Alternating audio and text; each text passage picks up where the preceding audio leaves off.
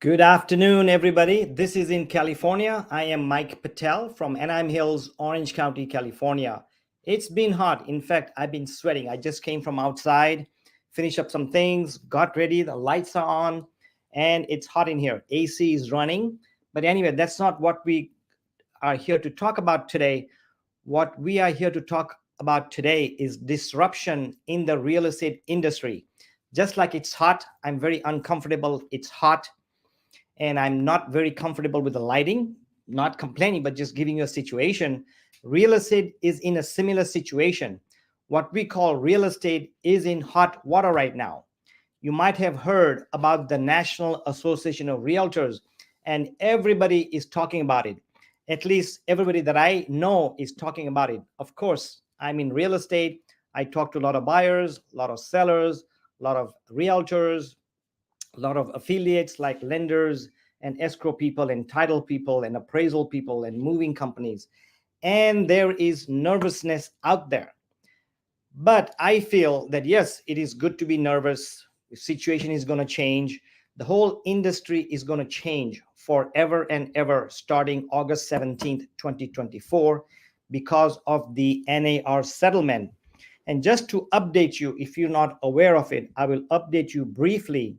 But I wanted to let you know what I'm going to be talking about today. A couple of things I want to talk about today regarding the real estate, how the real estate is, quote, over, in the sense that the normal real estate is going to be over. We are starting a new chapter, a new era of commissions, of real estate transactions, of real estate disclosures. So what we're going to talk about is what is the impact of the NAR settlement to the buyers. Number one, I think the buyers are going to be most affected by this settlement. A lot of buyers are going to be out of purchasing power. They are already in a hot seat for buying a property because the interest rates are high, the prices are high, the utilities and groceries and inflation, everything is high. So they're already in a pickle on buying a home. Now comes the issue of commissions, which is being drawn up on buyers more than anybody else. So that's going to be an additional effect. I'll talk about that shortly. The other party that's going to be affected significantly are the sellers. Are sellers going to profit more? Because now they don't have to pay, technically, they don't have to pay commissions to the buyer's agent, or they're going to profit less because will there be fewer showings? Will there be less desirable offers because agents are not getting paid? Buyers have to come up with more money. What kind of quality of offers and transactions are there going to be? So what's the impact on the sellers? Of course, rule 101, if the buyers are impacted, sellers have to be impacted as well, because if the buyers don't buy, sellers can't sell. Sellers cannot move, whether they're moving up or they're moving down. And if they can't sell their home, they're stuck. So they need the buyers, but then we're in a pickle regarding commissions. And the third party that's going to be affected is not just realtors, it's realtors and brokers, because we realtors work for brokers. Then we have the affiliates, the lenders, the appraisers, the termite companies, the moving companies, the home warranty companies, the notary companies, the transfer tax properties. All those will be affected because the numbers are going to be affected. The number of transactions will be affected. The lower the number of transactions, they are low as it is, comparing to 2021, 2022, we had almost, if I had to guess, and I'm just guessing, over 5.5 million homes sold nationally. In 2023, I believe that number dropped to 4.4. Maybe it's even less, going to be less this year. That is 1 million homes less nationwide. Imagine how many people were affected. When one home sells, from what I understand, that transaction employs anywhere from 100 to 200 employees. What I'm talking about is the escrow company, the title company, the realtors on the both sides, the brokers on both sides, the notary people, the delivery people, the cleanup people, the photographers, the videographers, the transfer title people. Everybody's affected. So if 1 million homes sold, less homes sold, times that by 100, that's how many jobs were affected. So housing, as you know, if I'm correct or if I'm guessing, and I'm just guessing, housing industry in USA carries about 17% of the GDP. It's a huge monster. So the feds, I know they're trying to cut the commission, the interest rate, but they will do everything to save the housing industry because it's a big part of the GDP, a huge portion. They cannot let the housing industry down.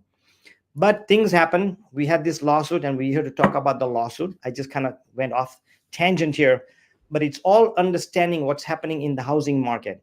On one end, we have the high prices, high interest rates, very, very low affordability because buyers cannot afford homes because the prices have gone up to here, the salary has gone up to here, property taxes are very high, insurance has skyrocketed in some cases, especially in Florida, California, some other states. They have doubled and tripled. So if you were paying home insurance of 1,000 or 2,000 a year, it's now 5 or 6,000 per year. As the home prices go up, let's say in California, in Anaheim Hills, the average home, let's say, is about $1 million, which it is. Actually, it's more. But if I use an example of $1 million, the property tax is 1.1%. That means a buyer will be paying 12 or 13,000 or $14,000 per year just in property taxes, which this home 4 years ago cost $800,000. Now it's worth over 1.1. So the property tax went up from, let's say, 9,000 a year to 13,000 a year. So everything's going up, and the buyer is getting beaten up more than anybody else. And here comes the commissions. So let's talk about this lawsuit.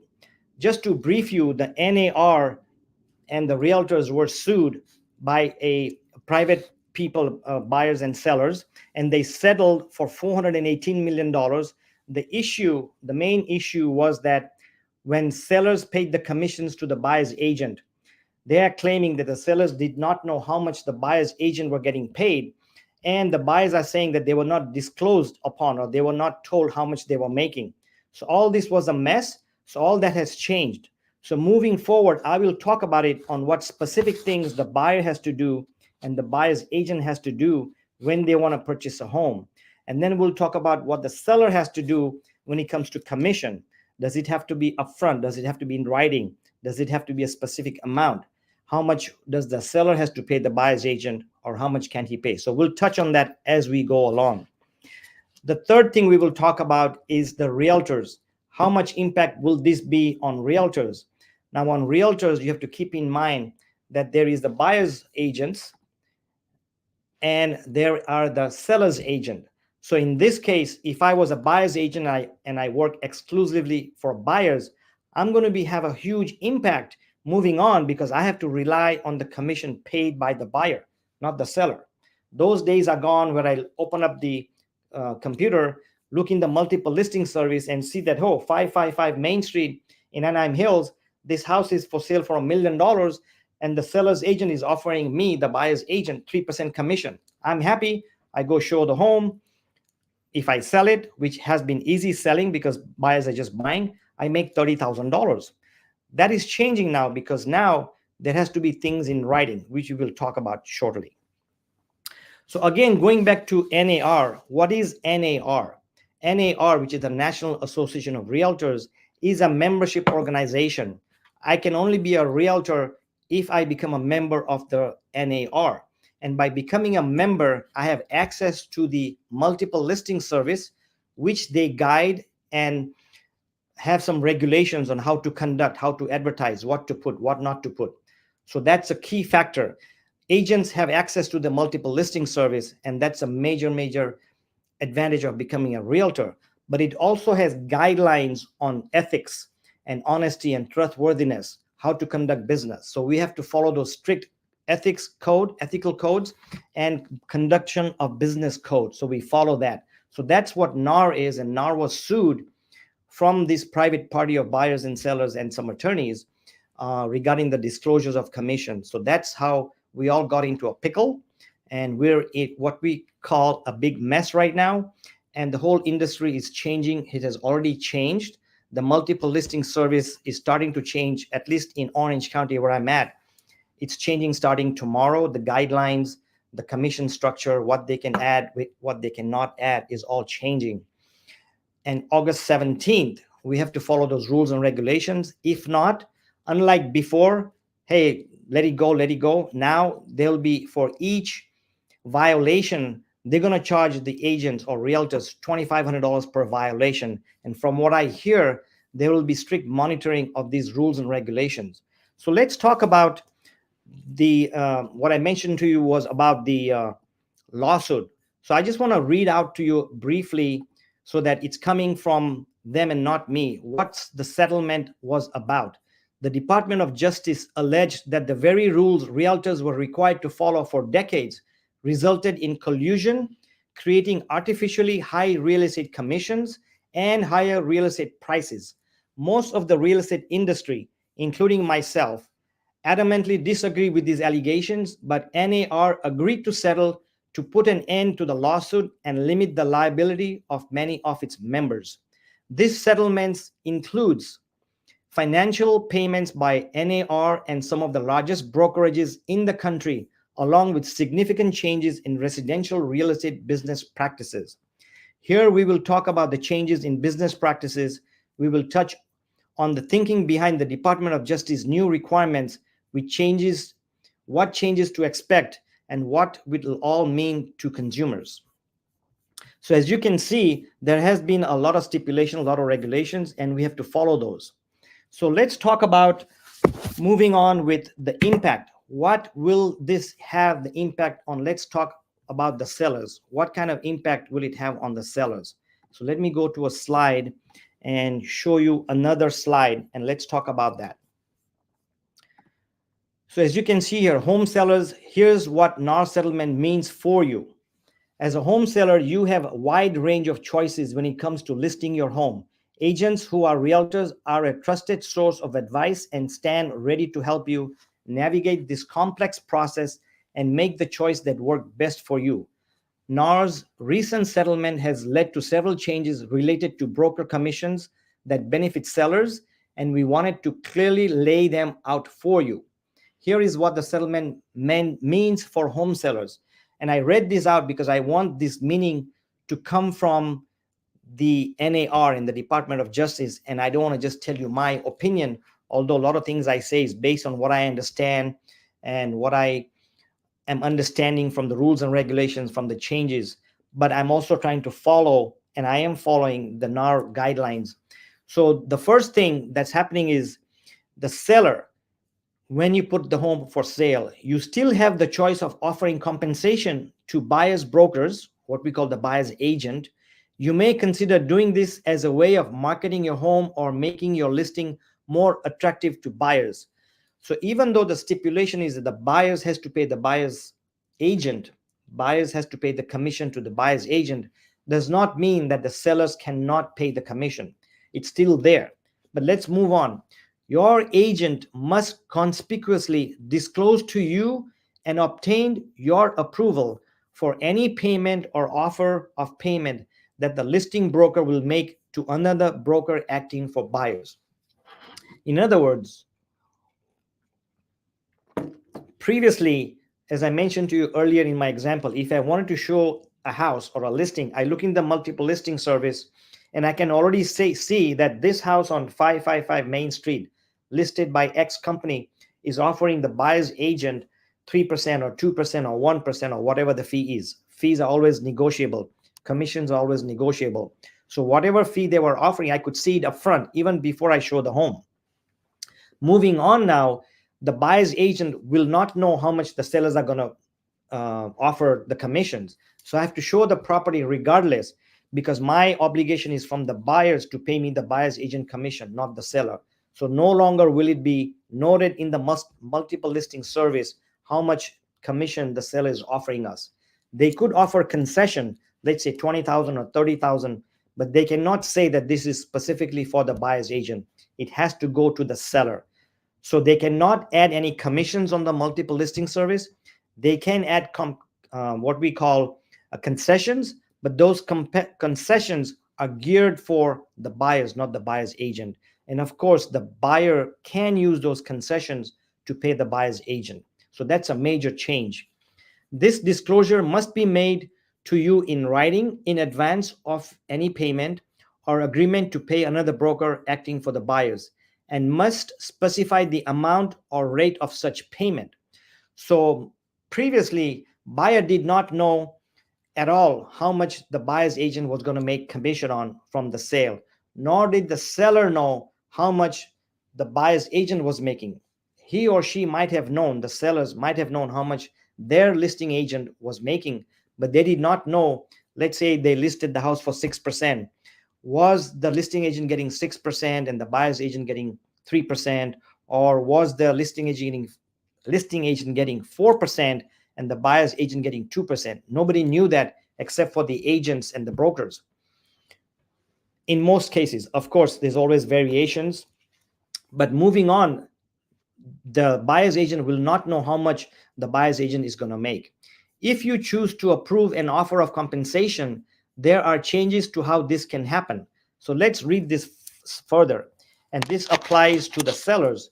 You, as the seller, can still make an offer of compensation, but your agent cannot include it on the multiple listing service. MLS are local marketplaces used by both buyers brokers and listing brokers to share information about properties for sale. Your agent can advertise your listing via off MLS platforms such as social media, flyers, and website, but not in multiple listing services and not in IDX sites. IDX sites are the sites where they pull the information from the multiple listing service and advertise the exact same information on that platform. So it cannot be on there, but it could be on private websites or private social medias. But even then, as myself, if I'm the seller's agent or the listing agent, I would be very careful moving on how I advertise or offer commissions, or how I say how much we're going to pay you or offer anything, because now there's a violation coming up. So the seller's agent, or in this case, listing agent, it's kind of confusing. Seller's agent is the agent who's selling the property. What we call the listing agent has to be very careful how he advertises, because not only will he or she get in trouble, but it could put the seller in trouble as well. Because the number one rule is when somebody sues, they're going to add as many people in there as possible to get the maximum money possible. So if they're going to sue the listing agent, then they're also going to sue the sellers to increase the pot of the money. So anyway, that's my take on that. You as the seller can still offer buyer compensation on the MLS, for example, concessions for the buyer closing cost, but cannot be specific. These settlements practice changes will go into effect August 17th, 2024. So as I mentioned, there's a huge change coming. The whole roller coaster ride is coming. A lot of the sellers that I mentioned earlier, a lot of the buyers and a lot of the realtors are nervous, not nervous about conducting the business moving on, but nervous about the unknown. How are the buyers going to react to this buyer's compensation? And I'm going to talk about in the next few minutes. But from what I'm understanding, most buyers from the people that I've talked to, which includes buyers on social media, I've talked to realtors, I've talked to face-to-face buyers and sellers. Most people think that the buyers are going to have a big, what we call block in paying a buyer's agent commission. One, they don't want to pay the commission, but more than that, it's psychological. They don't want to pay the commission. But more than that, most of the buyers, like I said, and I mentioned earlier in my previous videos, most of the buyers that I've worked with and most of the lenders that I talk to, they say that the biggest challenge for buyers to purchase a home, or if there's one thing stopping buyers from purchasing a home, it's not the qualification, it's not the income, it's not the debt ratios, it's the down payment. Coming up with a 20% down payment in Anaheim Hills, for example, the median home price is 1.2. If you want to put 20% down, that's $240,000 just down payment. Then you have moving cost, you have closing cost, you have property tax deposits, you have insurance deposits. Many of the lenders now require 6 months in reserve. That means if your payment on $1 million home is $4,000 a month, the lenders want an additional $24,000 in the account as a reserve. So that $240,000 down payment just jumped to about $280,000 with all the closing costs and all that. Now we'll tell the buyer, hey, you owe me 3% commission. that means he has to add another $30,000. So now you just went from $240,000 down payment to over $300,000 in down payment. Same thing with an FHA buyer. If there's an FHA buyer coming up with 3.5% down, barely coming up with 300% down, that's why they're getting the FHA loan in the first place, which is the Federal Housing Administration loan, which is a government loan. It's easy to qualify, but you can put as low as 3.5% down.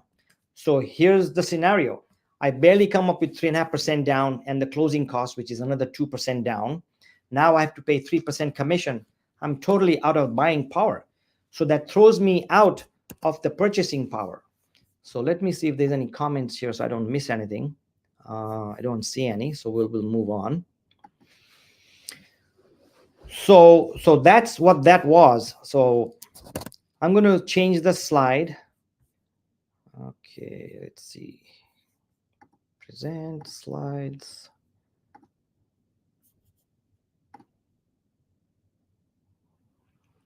Okay, hold on. Okay, let's look at this slide and talk about the impact of this settlement to the buyers. And I'm talking about buyers nationwide. Home buyers, here's what the NAR settlement means for you. So even if you're a seller, you want to know what the buyers are going to be thinking about. Or if you sell after you close your escrow, and if you're moving out of state or somewhere, moving up on a house or down on a house or moving with family or whatever, you are going to become a buyer. So it's good to know the seller's perspective. And it's good to know the buyer's perspective. So looking at this, and this information is from the National Association of Realtors website. So it's a very credible website. Buying a home is one of the largest financial transactions most people will ever undertake. Agents who are realtors have a trusted source of advice and stand ready to help you navigate your home buying journey and make the choices that work best for you. NAR's recent settlement has led to several changes that benefit home buyers, and we wanted to clearly lay them out for you. Notice that they say the NAR's recent settlement has led to several changes that benefit home buyers. Well, the way I look at it, this whole settlement does not benefit buyers. But that's what they're saying. That's a lawyer talk. That's a professional talk. That's an organization talk. But if you ask me, buyers are the culprit here. They are at a disadvantage here. But I'm going by what they're saying. So here's what the settlement means for home buyers. You will sign a written agreement with your agent before touring a home. So if you go back previously to August 17th, today is August 12th, but as of right now, somebody could be driving by, they see my sign, they call me up and say, hey, Mike, I'm at your door at this house. I like this neighborhood. My mom lives down the street. Can you show me the house? And if I'm free, and most of the time buyers agents keep time open to show their buyers, especially in weekends, say, yes, give me 20 minutes. I'll be there. I open the door. I call the sellers, make sure they're not there. Or if they're there, I let them know that I'm bringing a buyer. So it was that easy. No signatures needed. Of course, good agents, qualified agents, professional agents would have asked you some pre-qualifying questions before they run out there. Some agents do that. But if you would have called me, I would have said, great, what kind of home are you looking for? What kind of price range you're looking at? Are you buying it for yourself? Do you have the down payment for it? Are you qualified for it? Because one, I don't want to waste my time. I don't want to waste the seller's time.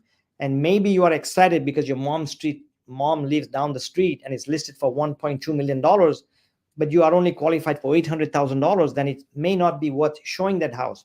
Regardless, let's say the buyers came out and showed you the house anyways, because he wants to show the seller that he's working hard. That does happen.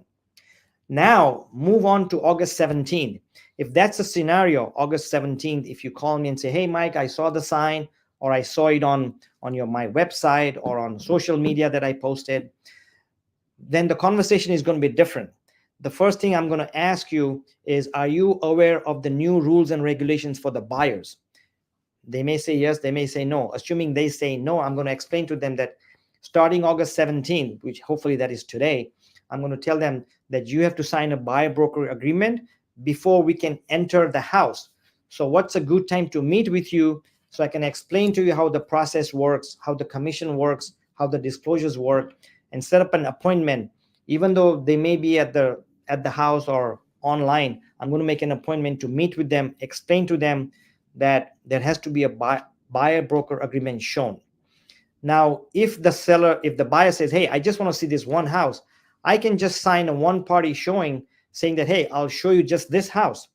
And it's just for one house and there's no other obligation. If you buy that house, we have a written agreement that Mike, the agent, is going to show you this house today. And if you buy that house, are you willing to pay me commissions?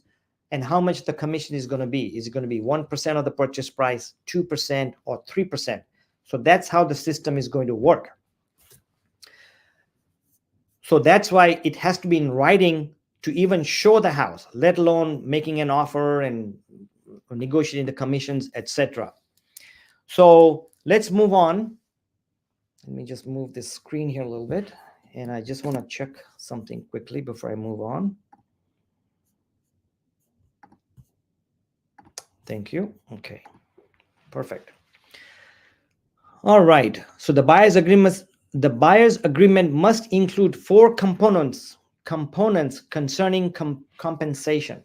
The first one is a specific and conspicuous disclosure of the amount or rate of compensation the real estate agent will receive, or how this amount will be determined. So is it going to be 2% of the purchase price, 3% of the purchase price? Or, hey, you showed me one house, I found the house, I just want you to write the offer, I know the seller, I'll give you $5,000 to do the transaction. Whatever it is, it has to be in writing conspicuously. The second thing that has to be done according to this report is that the compensation that is objective, example, flat fee or commissions or hourly, and not open-ended. That means that it cannot be buyer broker compensation, should be whatever the amount the seller is offering. That means when you sign the buyer broker agreement, the amount of commission has to be specific. You cannot say, well, if the seller offers you 10,000 to me, then I can pay you that 10,000. Or if he pays 15,000, it cannot be ifs and ands. It has to be specific. 2% of the purchase price, 3% of the purchase price.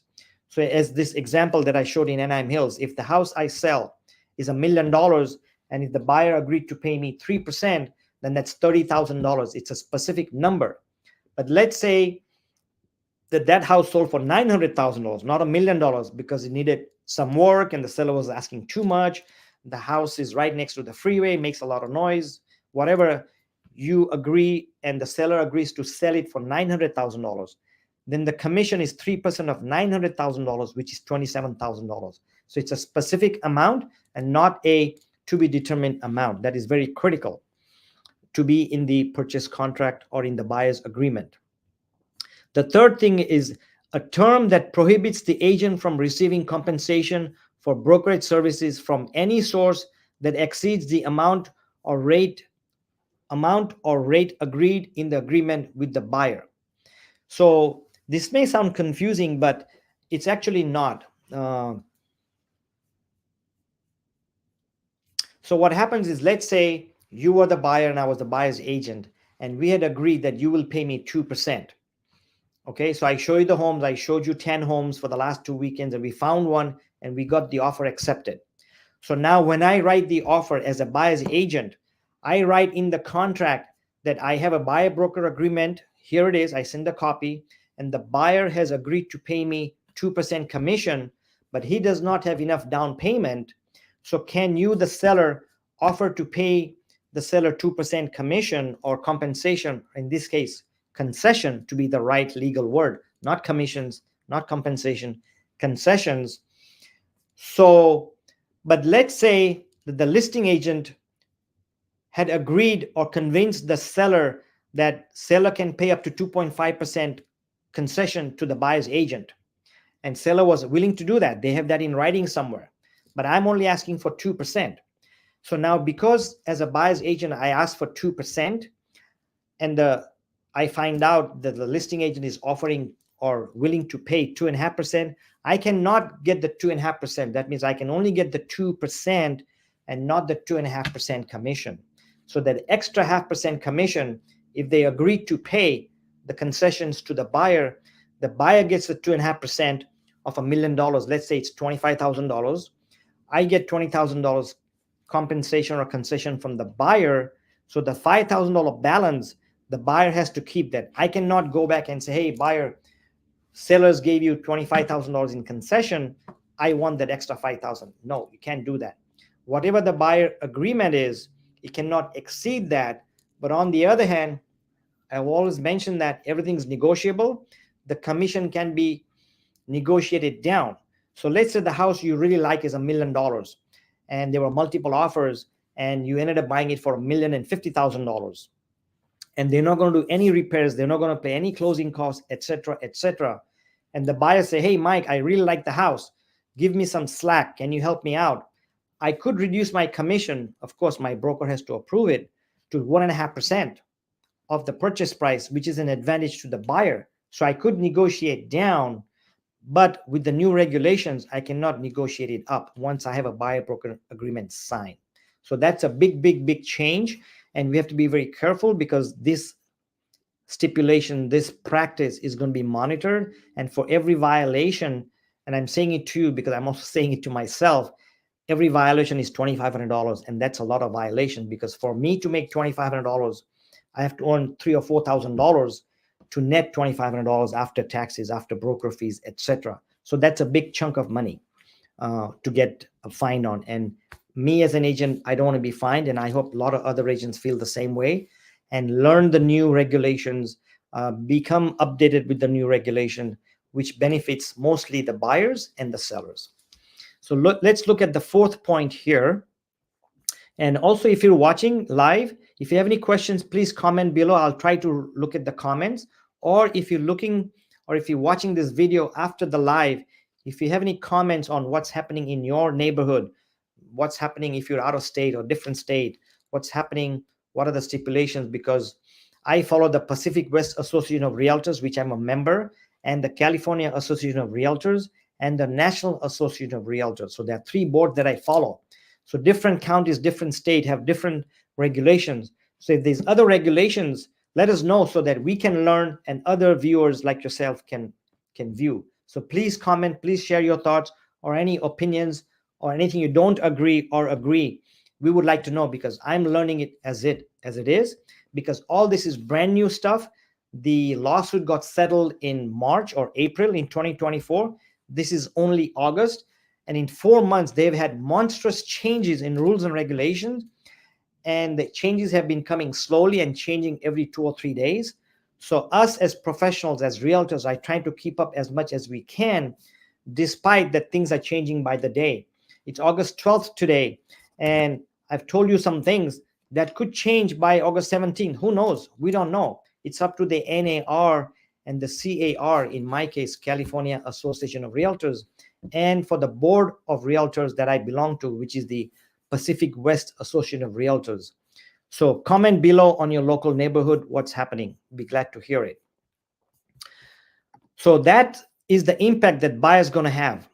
The last thing that I want to read out here is that written agreements apply to both in-person and live virtual home tours, which means that when I show you home and take you there physically, it applies to that. But if you say, hey, I'm in Texas, Mike, can you go to the house? Can you show me the kitchen? Can you show me the bathroom by virtual on FaceTime or by Zoom or whatever electronic platform? Then that's a virtual showing as well. And that has to be agreed upon as well in writing, that we have a buyer broker agreement and a compensation agreement, whether it's just for that one house or it's for 3 months, which I'm going to show you homes. And by the way, the new buyer broker agreement cannot exceed 90 days. It has to be either 1 day or one showing. It cannot be for 1 year. So I cannot talk to a buyer and say, hey, I'm going to show you home. Sign it right here for 1 year. You're locked with me. They can't do that. It's only 90 days, which is a good protection for the buyers, because if the buyer's agent is not performing or is not familiar with what you're looking for, or if you are miscommunicating with him, or he's not familiar with that neighborhood that you're looking in, then you have the right to cancel it. Worst case, and after 90 days, you can find another broker. So that's a good thing that there's a limitation on the time that you can work with. Of course, you can always renew for another 90 days or another 10 days or another 1 day. It's all negotiable. And of course, your concession to the buyer's agent can change as well. So that was the scenario. Let me go back here. I'm going to try to slides. Okay. So now we've talked about the impact on sellers. We've talked about impact on buyers. And again, if you have any impact that you feel will be affected to the buyers and the sellers and the realtors, please make a comment. I surely would like to hear about it. So let's talk about the impact on realtors. Realtors are very nervous, including myself, because we don't know how the buyers are going to take this. When I call my good friend, a lot of my business is done by people I know or by referrals or in my family or my past client. And if you're my past client and I've shown you or sold you 4 or 5 properties, now I say, hey, Peter, I've sold you 5 homes, but now I see you want to buy another house. I need to talk to you. I'm going to sit down with that Peter, the buyer, and explain to him that, hey, Peter, now things change. August 17th. Here are new rules and regulations. Let's go through that. Number 1, please sign a buyer broker agreement. Give me a week, 10 days, 2 days, 90 days to find you the property that you want. Number 2, if the seller does not pay the commission, I'm going to ask for them from the seller. But if they don't pay, well, I'm not going to call it commission because they're not going to pay me commission. They're going to pay concession. If they don't pay the concession, will you be willing to pay me the concession, whether it's 1%, 2%, 3%, or a flat fee? So I'm going to have to be upfront with them. So the time has come, especially when it comes to buyer, where the buyer's agent has to be very skilled. Now, let me explain to you that there are 2 kinds of agents. One is the buyer's agent. Most agents, if you think about it, I would say more than 70 to 80% of all the agents love to and would like to work with buyers, because working with a buyer is much easier, takes less effort, takes less knowledge of the market trends than working with a listing agent than working with the seller. It's a little bit harder to work with sellers because to obtain that listing agreement, convincing the seller who's interviewing 1 or 2 or 3 other agents, and then you go there and say, hey, look, Mr. Seller or Mrs. Seller, I'm going to sell your home for $1 million. I'm going to do 1, 2, 3, 4, 5, 6 things and sell your home at the maximum price with the least cost to you, etc., etc. You have to be very skilled. At least if I have to put weight and points, the listing agent has to be a little bit more skilled than the buyer's agent. And the proof is, why are there 60, 70, 80% of all the agents working as buyer's agent versus 10, 20, 30% of the agents working as the seller's agent? Another stat to give you, I would say, and I'm guessing this based on the things I've read a couple of years ago, and I haven't brushed up on it, is that 80%, I'm going to say 80, but let me say 70% of all the listings are listed by 30% of the agents. The Pareto principle, right? 80-20 rule. 80% of all the listings are listed by 20% of all the agents. Same thing happens with the income. If you look at the income, listing agents make way more than the buyer's agents. 80-20 rules. 80% of the commissions are made by 20% of the agents, which is a fact. So there is a difference in skill. Buyer's agent and a listing agent, there is a difference. So the biggest fear right now with realtors is, and I'm going to present another slide here as well. I'm going to put a slide, impact on realtors. Okay, and let's look at this slide. Hold on, that's not the right slide, sorry. Let me go back.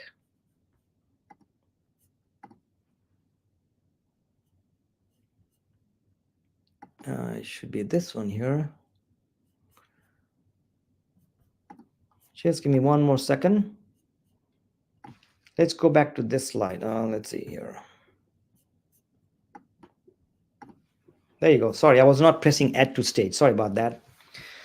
So as I was saying, Sellers are very nervous, especially the buyer's agent, because their job has become very, very difficult. One, they have to sit down and show their skills, their communication skills, their negotiating skills, their trends, their market updates. How brushed up are they with their local neighborhood?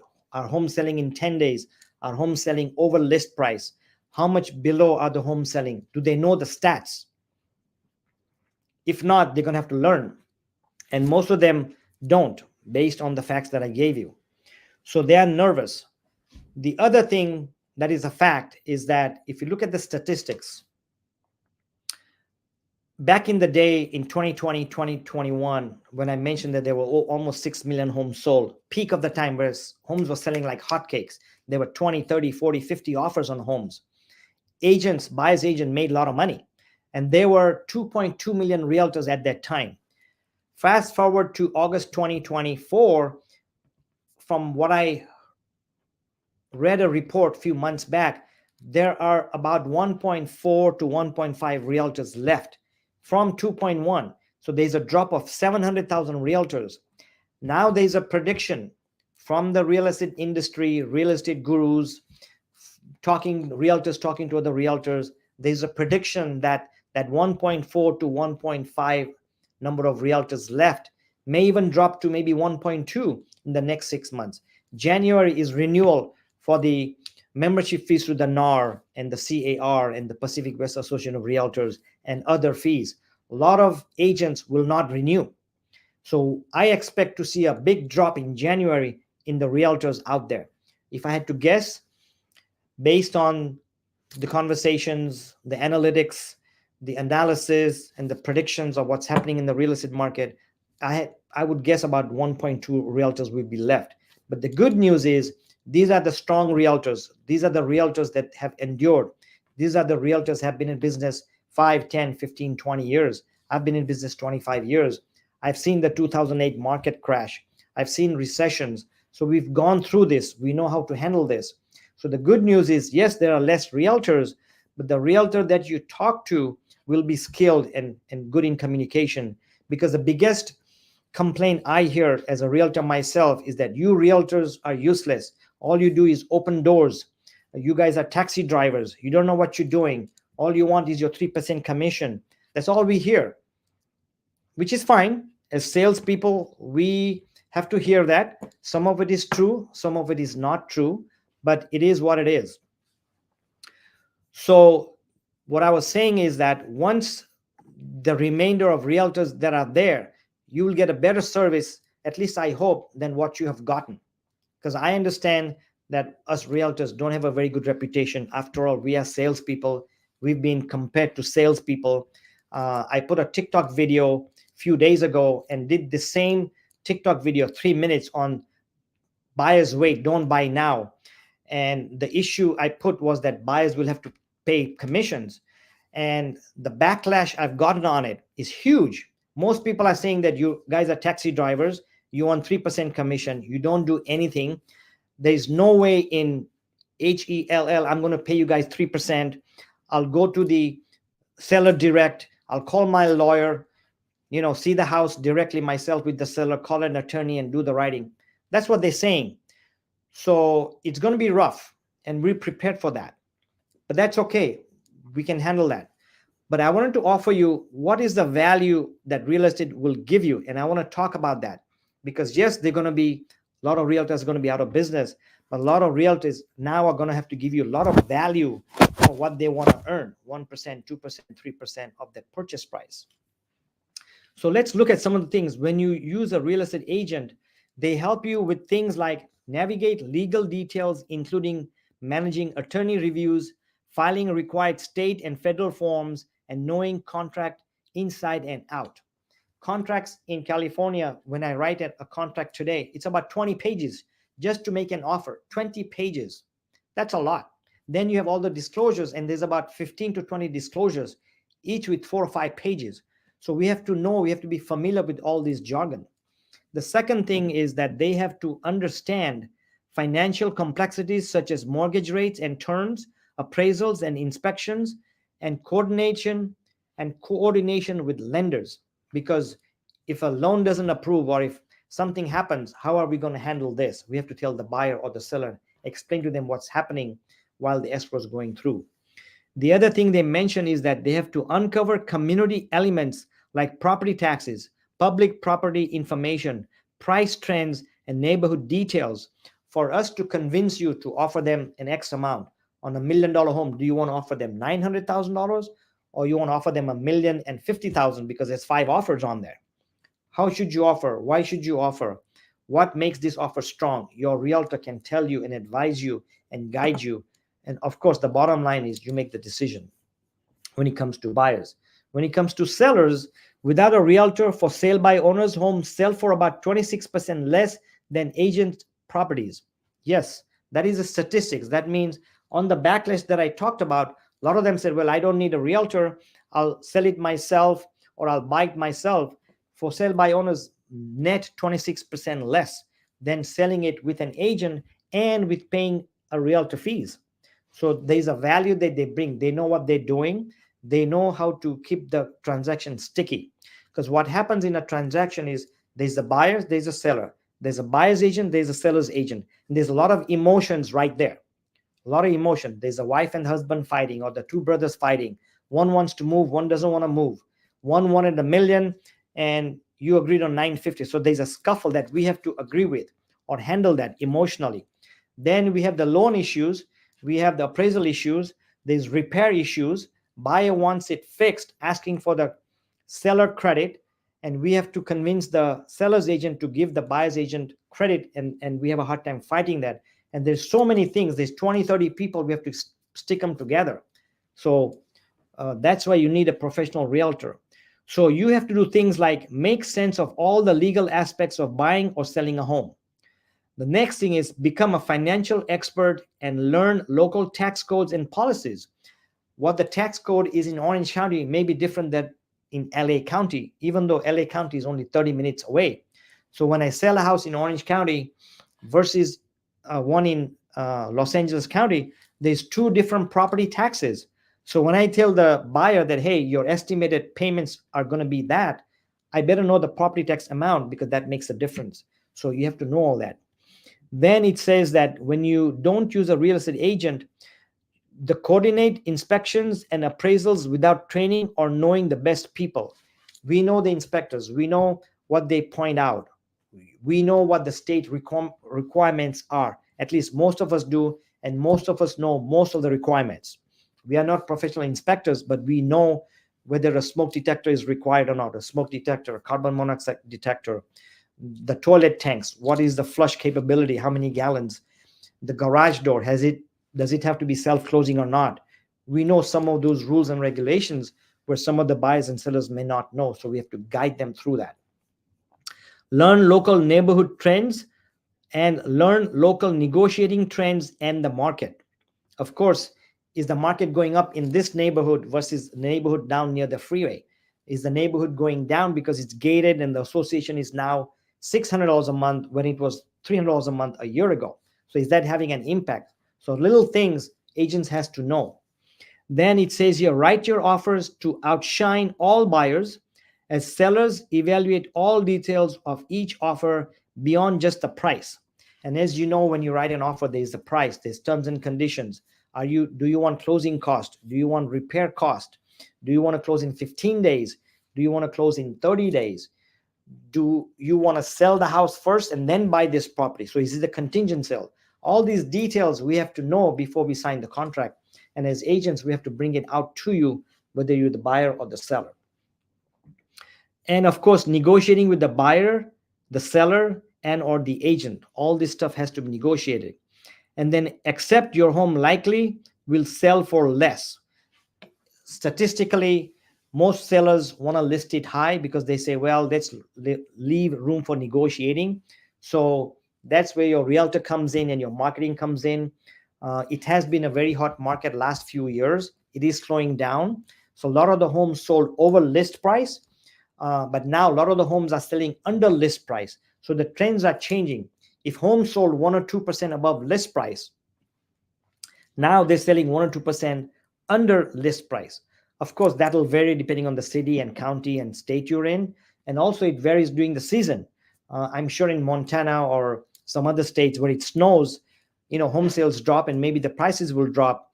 Like right now in Arizona, not a lot of home sale because it's very hot and a lot of the buyers don't show up. So seasonal changes does affect, and the local trends, local politics, local taxes affect the prices as well. And the realtors and the buyers and seller all have to know what is happening, so you can make a decision as a group, make a sound decision on how it'll impact not only the buyer and the seller, but also how it'll affect the realtors. So realtors play a big part in the transaction, even though we're considered as greedy salespeople, etc., etc. So moving on, there's one more thing I wanted to discuss. Let me see what that was here. Let me see.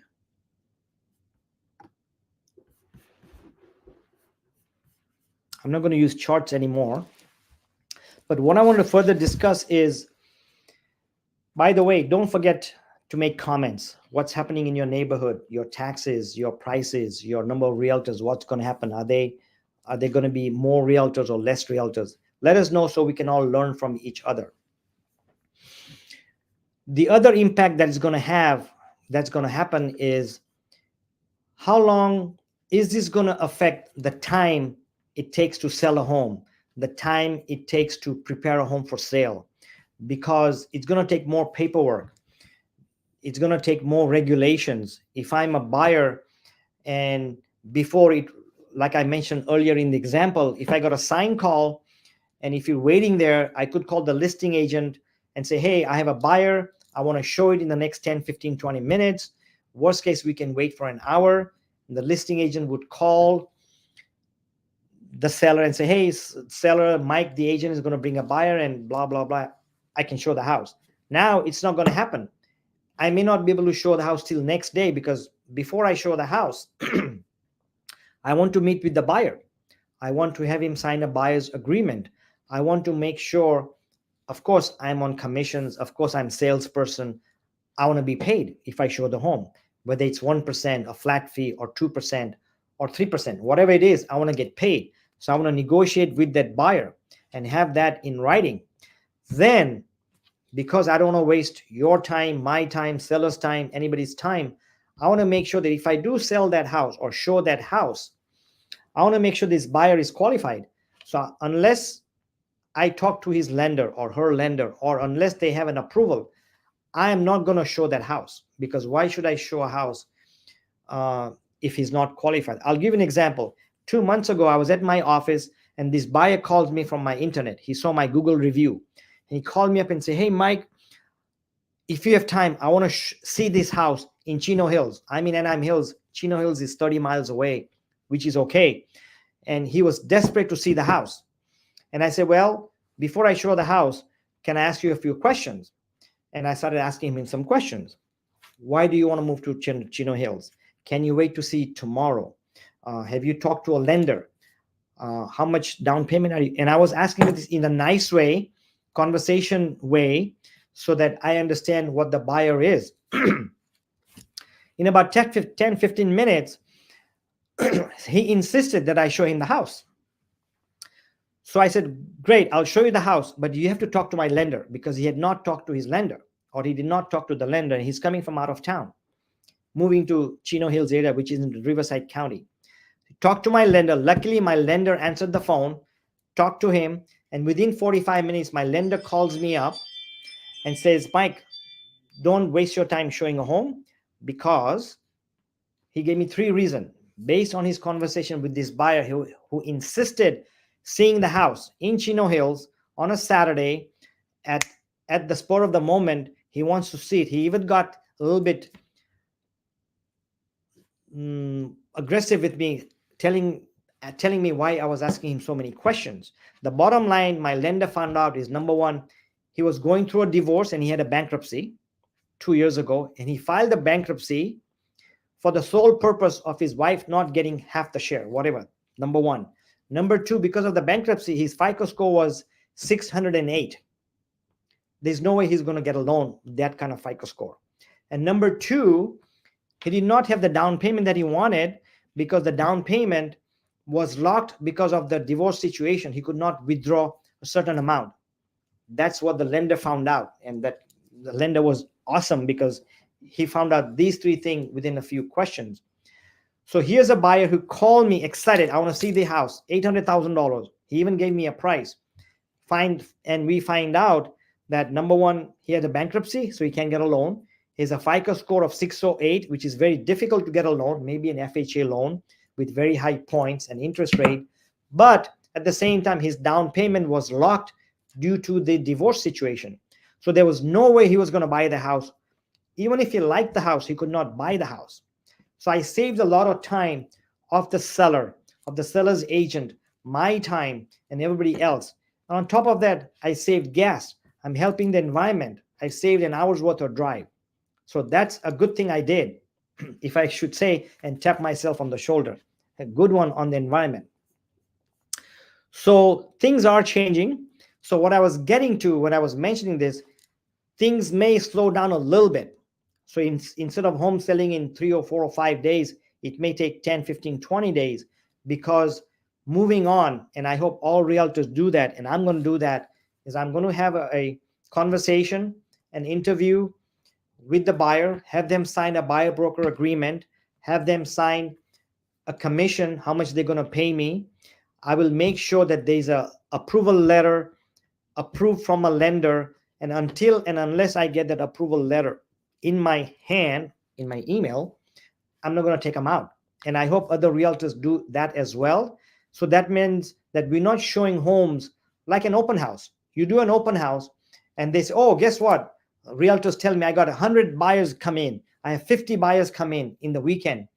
Well, I bet you out of the 100 that came in, if I had to guess, probably 50% could not even afford the home. They just wanted to see the house. Some of them were neighbors coming to see the ideas and the decoration or the staging, or just want to come for the free cookies and coffee and donuts. Yes, that happens. It happens all the time. So what a waste of time of the buyer's agent, of the guy who's doing the open house or the gal who's doing the open house. What a waste of time talking to so many buyers coming in pretending to buy a house, and most of them cannot buy the house. They're not qualified. They haven't talked to a lender. They're coming there for cookies. I'm just saying that to be funny. Hope I'm funny. But anyway, so that all is going to be gone. I think the moving on, yes, it's going to be difficult, challenging, but it's going to be more professional and smoother and a nice way to go. So I see a good change coming. What has happened, but this is a good thing happening to the real estate industry if we do it right. This will make me more professional. And when I say me, I'm talking about realtors. It'll make them more skilled. They'll have to become more communicative than they are. They'll have to study more of the trends and what's happening in the neighborhood. They're going to have to keep up with these changes in the multiple listing service.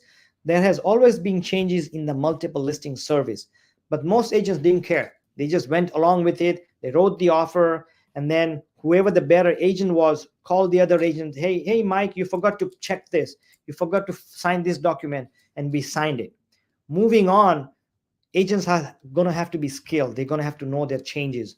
They're going to have to know their updated forms, because once you write that offer, there's a lot of, whoops, let me see here. Sorry about that. I'm hoping you can see my screen because I just lost it. There you go. So moving on, as I was mentioning, yes, there's going to be changes, but in the long run, these are good changes, going to benefit the buyers, the sellers, the realtors, the brokers, the lenders, the appraisers, the escrow companies. There's going to be less cancellations. There's going to be better approvals on loans. There's going to be better communications. There's going to be better and smoother transactions, because you know upfront how much concessions the seller is going to give to the buyers upfront, not after you make an offer. And I've done that myself. Let's write an offer. Let's give them $1 million, but then we'll ask them for lending cost and deposits, and we'll ask for, based on this inspection, we'll ask them for $20,000. All that's going to be gone because everything has to be upfront. So moving on, that once you open escrow, I think the percentage of closing your escrow is going to be higher, is going to be smoother, is going to be shorter, because the buyer is coming in strong. The buyer's agent knows his buyer is well qualified, rather than just somebody who just called him and he'll just slam the offer together. And your seller's agent is going to evaluate the buyer's agent, is going to evaluate the buyer himself or herself, is going to evaluate the offer more thoroughly with all the disclosures. So I think that the number of transactions falling out is going to reduce. The net profit is going to be more, because the commission has always been there from the sellers and the buyer. It's just the way of distribution has changed. So the net number is not going to change. So moving on, I think this is a good thing. It's a scary thing, it's a challenging thing, but moving on, it's going to be a good thing. Thanks for watching. Please make comments on what you thought. If I've missed anything or misinformed you, as a disclosure, I'm learning as we go along, and I'm transferring or relaying this information to you. So if you have to make a correction, please do so. Please comment. And also any comments, any opinions are more than welcome. Thanks for watching. See you next Monday. My live are always on a Monday at 4:30 p.m. California time. Have a great day.